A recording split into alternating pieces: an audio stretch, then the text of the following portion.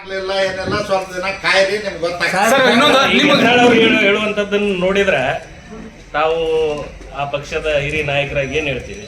ಯಾವುದು ಯತ್ನಾಳ್ ಅವರು ಮುಗ್ಗ ಬೈತಾರೆ ನಾಯಕರ ಬಗ್ಗೆ ಮಾತಾಡ್ತಾರ. ಸರ್ ಸರ್ ಪ್ರಿಯಾಂಕಾ ಖರ್ಗೆ ಅವ್ರ ಮಾತಿನ ಬಗ್ಗೆ